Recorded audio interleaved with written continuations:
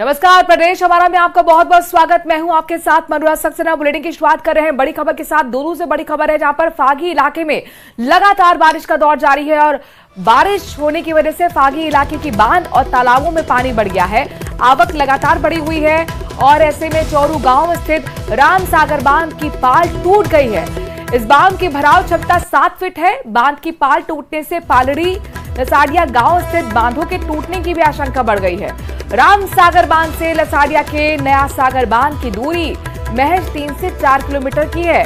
ग्रामीणों का कहना है कि प्रशासन की ओर से सुरक्षा को लेकर ठोस कदम नहीं उठाए गए हैं। तो वहीं गंगाती खुर्द में है, वहां पर बारिश के चलते हालात और खराब हो गए हैं। सड़कों और खेतों में पानी भरा हुआ है। यहां बारिश के चलते कच्चा मकान भरभरा कर गिर गया।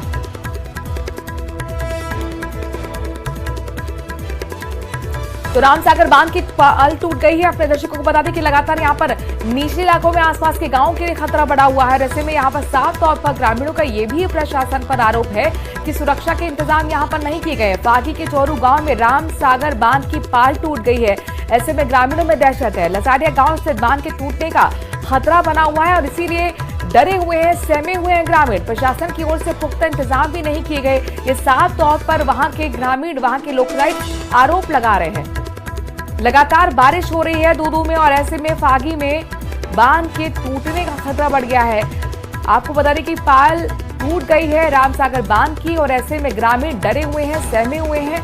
गुहार लगा रहे हैं प्रशासन से कि उन्हें बेहतर जगह शिफ्ट किया जाए, उनकी सुरक्षा के इंतजाम किए जाएं, कदम उठाए जाएं। इस वक्त की बड़ी खबर दूदू से आपको बता रहे, लगातार बारिश का दौर चल रहा है। दूदू में कई दिनों से बारिश की वजह से रामसागर बांध की पाल टूट गई और अब खबर यह है कि लसाड़े गांव से बांध के टूटने का भी खतरा बना हुआ है।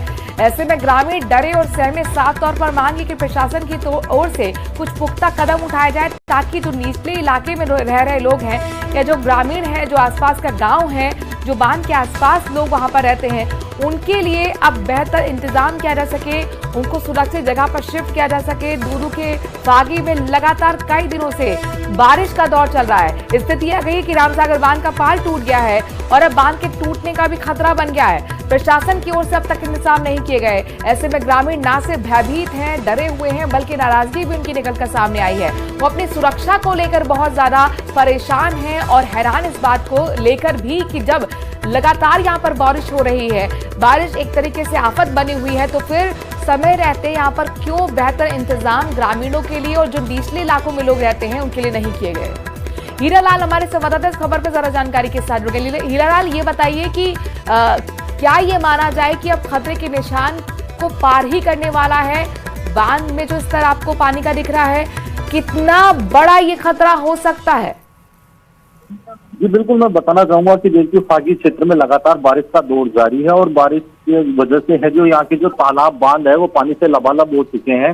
फागी के जो चोरू गांव में रामसागर बांध बना हुआ है, इसकी पाल टूट गई क्योंकि पानी की आवक लगातार इस बांध में जारी है और इसकी पाल टूटने से यहाँ के जो आसपास के गांव है, जो लसाड़िया गांव है, वहां पे भी एक बांध है। उस बांध में इस पानी के पहुंचने पर उस बांध के टूटने के भी खतरा उत्पन्न हो गया है, जिससे आसपास के जो लोग रहने वाले हैं उनके घरों में पानी घुसने की संभावना बन गई। हालांकि जो ग्रामीणों का आरोप है कि प्रशासन ने इसकी सुध नहीं ली, जिसके चलते ये पाल टूटी है और पानी है जो लगातार बह रहा है और गाँव की तरफ घुसने की ओर अग्रसर है। इसको लेकर है जो प्रशासन ने अभी तक कोई इंतजाम नहीं किए, इसको लेकर ग्रामीणों में खासा रोष भी देखने को मिल रहा है। बांध की कितनी क्षमता है और क्या आसपास के लोग कह रहे हैं? चूंकि जाहिर तौर पर यहाँ पर हमने आपकी खबर के जरिए जाना है कि ग्रामीण काफी डरे हुए हैं। क्या कोई अधिकारी अब तक पहुंचा है मौके का मुआयना करने के लिए?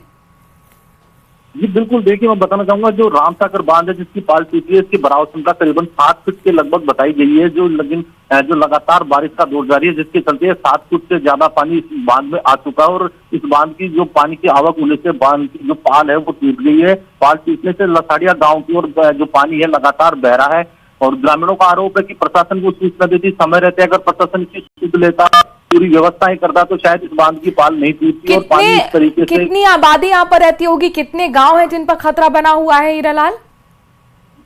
ये देखिए बताया जा रहा है कि जो लसाड़िया और पालड़ी गांव है, जो इस बांध के आसपास 2 गांव है, जो इस गांव बांध के आसपास स्थित है, जहाँ पे बड़ी संख्या में लोग निवास करते हैं और बांध की बराव क्षमता पूर्ण होने के बाद जो बारिश की आवक है, लगातार पानी इस बांध में आ रहा है और इसकी वजह से ये पाल टूट चुका है। हीरालाल, बड़ी बात ये है, हैरानी की बात ये है कि मुख्यमंत्री खुद एरियल सर्वे कर रहे हैं, निरीक्षण कर रहे हैं बाढ़ प्रभावित इलाकों का, निर्देश दे रहे हैं मीटिंग करके अधिकारियों को सतर्क रहें, सावधान रहें और जहां पर इस तरह की स्थिति है वहां पर जरूरी इंतजाम करें, लेकिन बावजूद इसके प्रशासन का कोई अधिकारी अब तक मुआयना करने नहीं पहुंचा। शुक्रिया हीरालाल तमाम जानकारी हम तक पहुंचाने के लिए। उधर जयपुर में भारी बारिश की वजह से हालात बिगड़ गए हैं। बुधवार शाम करीब 4 घंटे तक झमाझम बारिश हुई और ऐसे में सड़कों पर पानी भर गया। आज भी बारिश का दौर लगातार सुबह से जारी है। सड़कों पर नदी की तरह पानी बहता हुआ नजर आया है।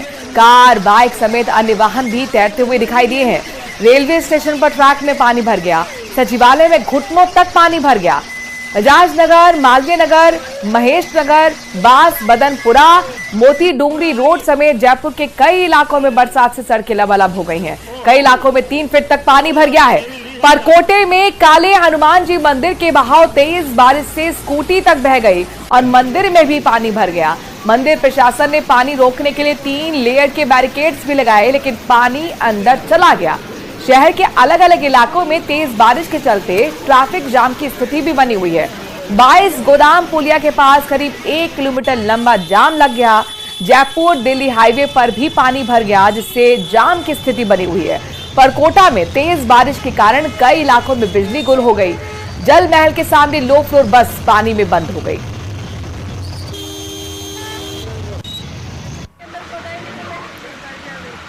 तो ये राजधानी जयपुर की तस्वीरें, जहां पर सड़कें दरिया बन चुकी हैं, तालाब बन चुके हैं। शाम करीब 4 घंटे तक बारिश हुई, उसके बाद सड़कों पर पानी भर गया।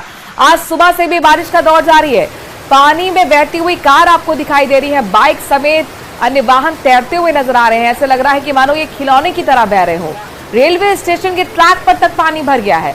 सचिवालय में भी घुटनों तक पानी भरा हुआ है। बजाज नगर हो, मालवीय नगर हो, महेश नगर या फिर बास बदनपुरा, जयपुर के कई ऐसे इलाके हैं जहां पर बरसात से सड़कें लबालब हो गई हैं। कई इलाकों में 3-3 फीट घुटनों तक पानी भरा हुआ है।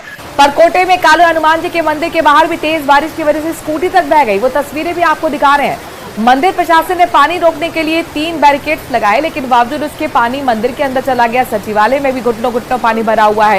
ये राजधानी जयपुर की तस्वीरें आपके सामने, जहां पर देखिए किस तरीके से वाहन जो है वो तैरते हुए नजर आ रहे हैं। स्कूटी कैसे बहती हुई नजर आ रही है। लो फ्लोर बस है, उसमें भी पानी भर गया। बीच सड़क पर ये खड़ी हो गई। ये राजधानी जयपुर का हाल है, जहां पर तमाम बड़े हुक्मरान बैठते हैं, बड़े अधिकारी बैठते हैं जो आपके लिए नीतियां बनाते हैं। जल महल के सामने भी एक लो फ्लोर बस फंस गई। 10 से 12 सवारी इसमें है। बस में जल स्तर बढ़ता ही जा रहा है। आपदा प्रबंधन वालों के हेल्प नंबर भी साझा किए गए हैं। ये जयपुर की तस्वीरें हैं। लो फ्लोर बस, जिसमें आप देख सकते हैं करीब 10 से 12 लोग आपको नजर आ रहे होंगे, जिसमें महिलाएं भी हैं, बुजुर्ग भी हैं और ये सभी लोग लो फ्लोर बस में अपने गंतव्य के लिए रवाना हुए। लेकिन बारिश लगातार बढ़ रही है और बारिश की आवक की वजह से पानी जो है वो लो फ्लोर बस में भी भर गया और जलस्तर बढ़ता हुआ। लोग भी डरे हुए हैं, सहमे हुए हैं, लिहाजा आपदा प्रबंधन वालों के हेल्प नंबर भी साझा किए गए हैं। उधर स्वतंत्रता दिवस राजधानी जयपुर में आपको बता दें कि एसएमएस स्टेडियम में राज्य स्तरीय समारोह का आयोजन हुआ है। मुख्यमंत्री भजनलाल शर्मा ने झंडारोहण किया और परेड का निरीक्षण किया। इस मौके पर तेज बारिश के बावजूद लोगों में स्वतंत्रता दिवस को लेकर खासा उत्साह नजर आया।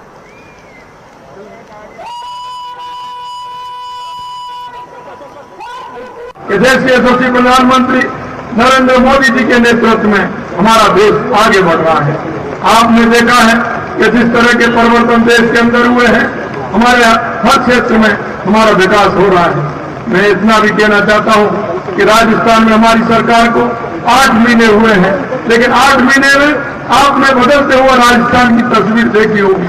हर क्षेत्र में जिस तरह से काम हुआ है, ऐसे निर्णय जो कई वर्षों से नहीं हो रहे थे, वो निर्णय भी हुए हैं। और आपने बजट में देखा होगा, हमने जो राजस्थान की जनता से जो वायदे किए थे, एक अच्छा राजस्थान, विकसित राजस्थान, युवा, महिला, किसान, मजदूर, सभी के लिए राजस्थान, सभी के विकास। वहीं जयपुर में बड़ी चौपर पर भी मुख्यमंत्री भजनलाल शर्मा ने तेज बारिश के बीच झंडारोहण किया। इस मौके पर सीएम ने संबोधन भी दिया। मुख्यमंत्री भजनलाल शर्मा ने कहा कि हमारी सरकार ने अभूतपूर्व फैसले लिए हैं। विकसित और शिक्षित राजस्थान बनाने के लिए हमारी सरकार संकल्पबद्ध है। उन्होंने कहा कि प्रधानमंत्री मोदी के विकसित भारत विकसित राजस्थान के सपने को साकार करना है। उन्होंने कहा कि हमारे पूर्वजों ने आजादी के लिए एक लंबी लड़ाई लड़ी, तब जाकर ये दिन आया।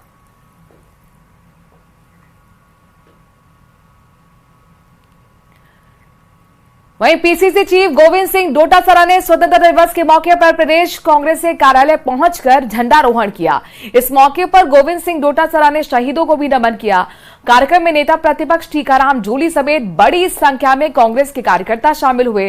डोटासरा ने बीजेपी पर संविधान के साथ खिलवाड़ करने का आरोप लगाया। डोटासरा ने कहा कि देश के संविधान के साथ खिलवाड़ हो रहा है। बीजेपी पर संविधान को तोड़ने, बदलने और खंडित करने के आरोप लगाए। संविधान जो बाबा साहब ने दिया है उसके मुताबिक चलता है और उसके मुताबिक चल करके आज देश ने प्रगति की है। लेकिन जो वर्तमान परिस्थितियां हैं, जो वर्तमान केंद्र की सरकार है, वो इस संविधान को अपने हिसाब से तोड़ना चाहती है, खंडित करना चाहती है, बदलना चाहती है और उन सब लोगों को परेशान करने का काम कर रही है जो इस देश की आजादी के लिए हमेशा तैयार रहते हैं, इस देश की एकता और अखंडता के लिए अपने प्राण न्यौछावर करने को तैयार रहते हैं। स्वतंत्रता दिवस पर उप मुख्यमंत्री डॉक्टर प्रेमचंद बैरवा ने भी प्रदेशवासियों को शुभकामनाएं दी हैं।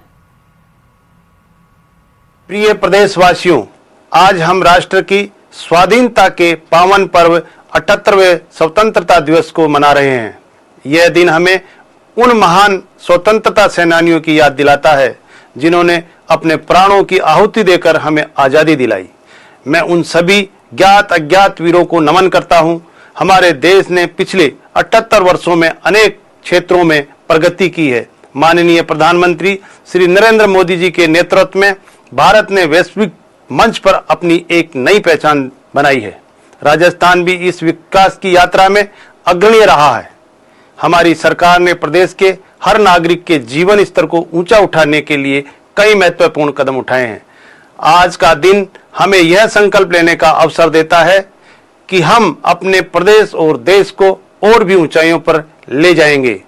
हम सभी मिलकर एक समृद्ध, सशक्त और विकसित राजस्थान का निर्माण करेंगे। जय हिंद, जय भारत, जय राजस्थान। कोलकाता में लेडी डॉक्टर की हत्या की घटना को लेकर हिंडौन में डॉक्टर्स ने कैंडल मार्च निकालकर मृतका को श्रद्धांजलि दी। इस मौके पर डॉक्टर्स ने घटना को लेकर आक्रोश भी जाहिर किया। इससे पहले डॉक्टर्स जिला अस्पताल में इकट्ठा हुए, कैंडल मार्च निकालते हुए चौपर सर्कल तक पहुंचे। चौपर सर्कल पर डॉक्टर्स ने मोमबत्ती जलाकर और 2 मिनट का मौन रखकर श्रद्धांजलि अर्पित की। आईएमए के सचिव डॉक्टर आशीष कुमार शर्मा ने बताया कि मेडिकल कॉलेज के स्तर पर इस तरह की घटित हत्याएं पूरे चिकित्सा समुदाय का मनोबल तोड़ने वाली हैं। देखिए, जो कलकत्ता में वेस्ट बंगाल में जो ये घटना हुई है, ऑन ड्यूटी डॉक्टर को जिस तरह से मारा गया है और बहुत नृशंस हत्या की है, उसकी हड्डियां तोड़ दी गई है, उसके साथ रेप किया गया, जिस तरह का बलात्कार हुआ है, तो ये बहुत ही हमारे पूरे देश के लिए चिंताजनक है और बहुत ही अफसोस की बात है। अगर आप सपोज कीजिए कोई महिला या कोई बेटी अगर कार्यस्थल पर सुरक्षित नहीं है, खासकर मेडिकल कॉलेज में सुरक्षित नहीं है, तो भारत के किस हिस्से में सुरक्षित है? ऐसे में पूरे देश में इससे बहुत आक्रोश है और ऐसी मांग है सभी की। आपको सीधे सीएमआर यानी मुख्यमंत्री आवास ले चलते हैं। मुख्यमंत्री कुछ बोल रहे हैं, उनको सुनते हैं। और सचिवालय कर्मचारी संघ के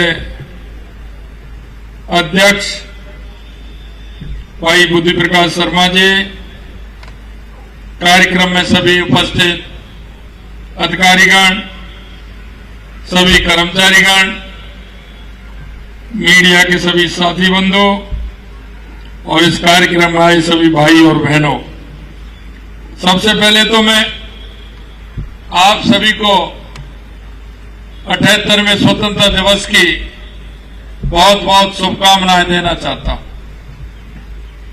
आज हमारा ये 78वां स्वतंत्रता दिवस हम मना रहे हैं और मनाते हुए हम गौरवपूर्ण जो हमारा इतिहास है उस पर हम गर्व भी करते हैं। क्योंकि ये हमारा इतिहास जिस तरह से हमारे पूर्वजों ने आन बान और शान के लिए, देश की आजादी के लिए अपने आप को समर्पित कर दिया। मैं आज उन सभी को भी नमन करना चाहता हूं जिन्होंने देश की आजादी में अपना महत्वपूर्ण योगदान देते हुए अपने आप को समर्पित कर दिया। मैं उन तमाम हमारे सभी सैनिकों को, हमारे अर्धसैनिक वालों को, हमारे पुलिस के सभी जवानों को भी मैं बहुत बहुत धन्यवाद और साधुवाद देना चाहता हूं कि उनकी कर्तव्यपरायणता के कारण, उनकी मेहनत के कारण हमारा आज देश पूर्ण रूप से सुरक्षित है। ये अगस्त का महीना है, हम सब भारतवासियों के लिए बेहद खास होता है क्योंकि 1947 में आज ही के दिन हमारे देश ने सदियों की गुलामी तोड़कर और हमारे उन पूर्वजों ने आज के दिन 15 अगस्त 1947 को हमें स्वतंत्र कराते हुए एक नए सोपान को आगे बढ़ाने का काम किया। हम सब के लिए महज एक तारीख नहीं है, ये दिन हमें एहसास कराता है कि आज जिस तरह हम कार्यक्रम मनाते हैं और आजादी के लिए भारत मां के न जाने कितने सपूतों ने अपने प्राणों की बलिवेदी दी है, उनको भी हम नमन करते हैं। देश की आजादी के लिए भारत भूमि की बलिवेदी पर अपने प्राणों की आहुति देने वाले अमर शहीदों को भी नमन करता हूं, श्रद्धा सुमन अर्पित करता हूं।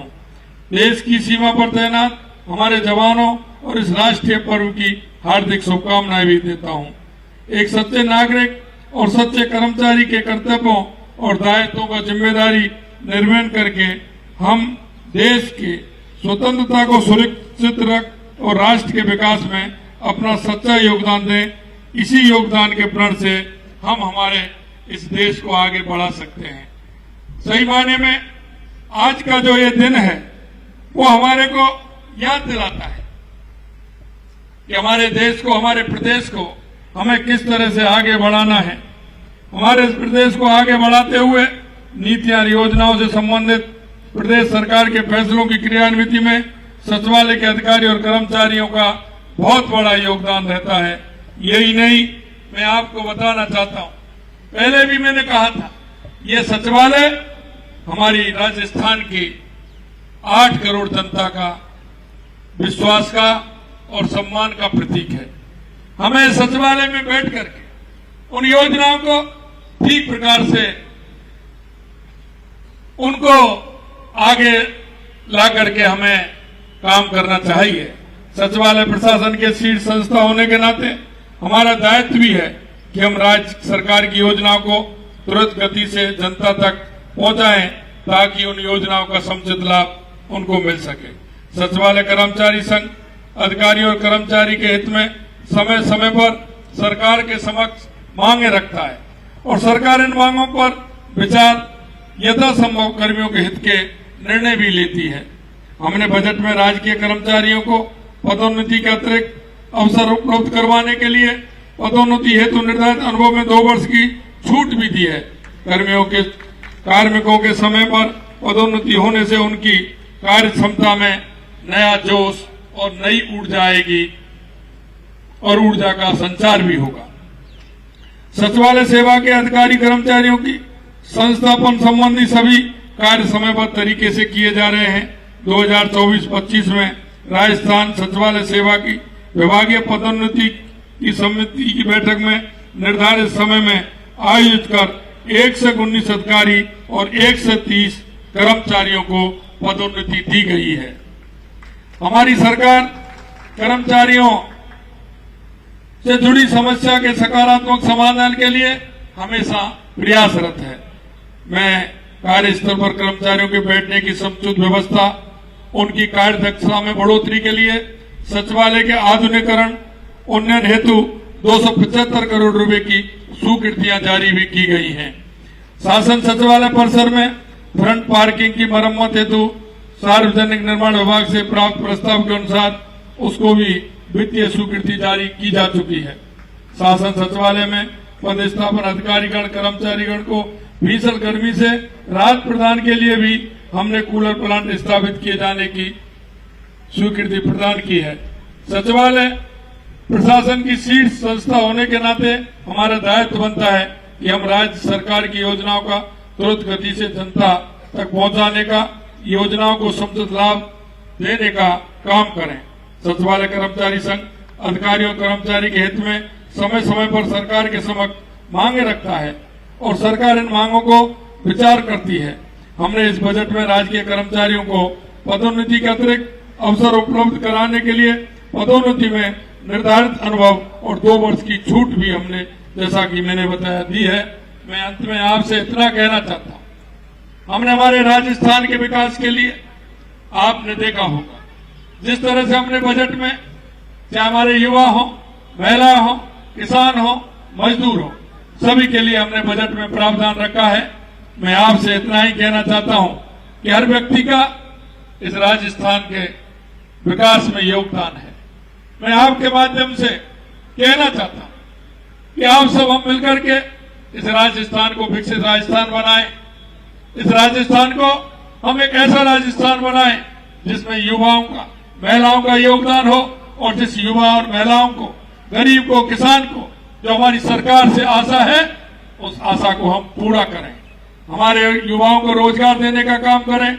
आपने देखा हो, हमने 5 साल में 4 लाख नौकरियों, सरकारी नौकरियों के लिए कहा है और हमने कहा है कि इस वर्ष हम 1 लाख युवाओं को सरकारी नौकरी देने का काम करेंगे। मैं आपके माध्यम से कहना चाहता हूं, हमारी एक एक बात आप ध्यान रखें। निश्चित रूप से हमारी सरकार उन सारी बातों को अमल में लाएगी। और मैं इतना कहना चाहता हूं कि आपने देखा होगा, इतनी राजस्थान के लिए जो लंबित योजनाएं थी वो आप देख रहे हैं, उनको हम लाने की पूरी कोशिश कर रहे हैं। उस ओर हमारे कदम बढ़े हैं, चाहे वो ERCP की योजना हो, चाहे हमारी यमुना समझौते की योजना हो, चाहे हमारे बिजली ऊर्जा के क्षेत्र में हमारे किए हुए काम हो। आने वाले समय में राजस्थान भी होने वाला है। और इसी के साथ इस बुलेटिन में आज के लिए इतना ही। आगे देखिए देश और दुनिया।